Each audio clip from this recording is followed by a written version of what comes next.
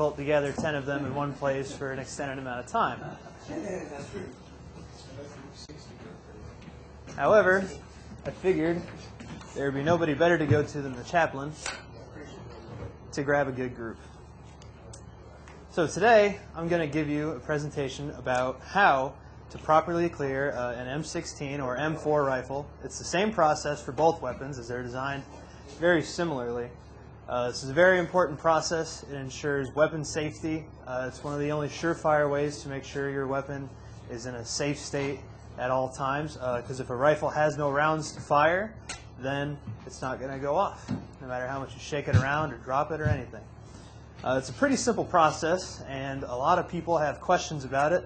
There's a lot of frequently asked questions regarding weapon clearing. Most often, people are confused about when they should clear their weapon. You should do it anytime you know you've chambered around, anytime. A lot of times when you leave on a convoy, you'll be most often asked to chamber around when you go outside the wire. So when you come back, it's a required action that you clear the weapon to make sure that that round has been effectively removed and is no longer a danger to anyone around you.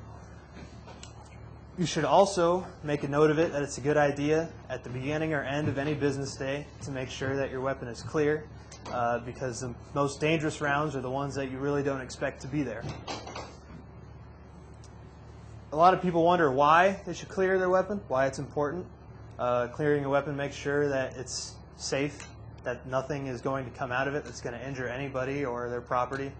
There's a lot of legal repercussions to a negligent discharge, aside from the fact that many soldier injuries and even deaths have occurred as a result of accidental or negligent discharges, all of which could have been prevented if these weapons were cleared.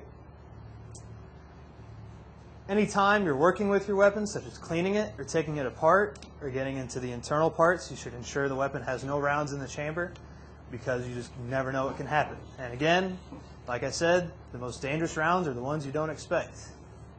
Now, it's a really simple process, and I'm sure a lot of you are wondering how it's done, so we'll jump right into it. Step one is to ensure that the weapon and its firing selector are set to safe. Can you sure that's set to safe? Okay. So we're sure the rifle's set to safe. The next step would be to find a safe place that you can point the weapon. Throughout many posts, you can find clearing barrels. They are metal barrels with sand either inside of them or fitted inside of a housing of sandbags to ensure that any rounds that might come out of this rifle don't go anywhere they shouldn't be. Unfortunately, we don't have one in here, so in this situation, you could just orient the weapon towards the ground or in another direction where you're absolutely positive that a round, which could possibly be in here, will not damage any personnel or their property. So once you have the weapon on safe and it's pointed in the safe direction, the next step would be to remove your magazine. Because again, if the weapon can't get to the rounds, it can't fire them.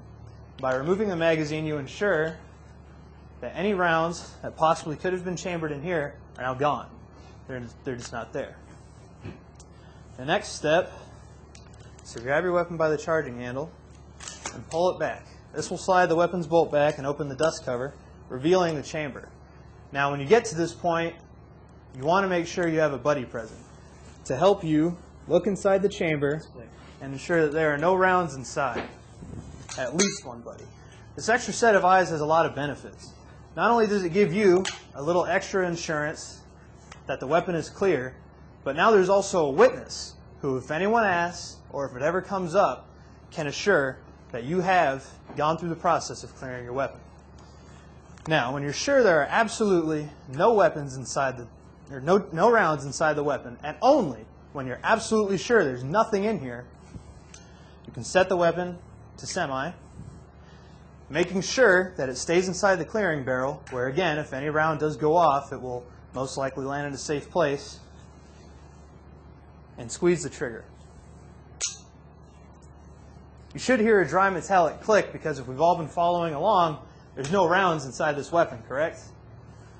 Now, making sure, again, you're still inside the clearing barrel. Recharge the weapon. Release the trigger. You can remove the weapon from the clearing barrel. Retake your magazine. And insert it back inside the magazine well.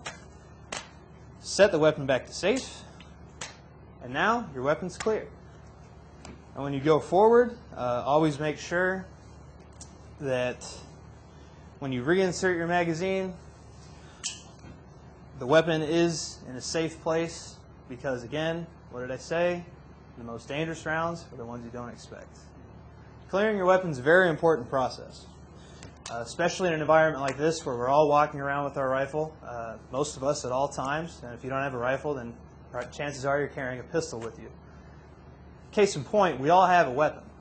And we should all treat it with the respect it deserves, both in cleaning it and making sure that it's constantly in a state of safety.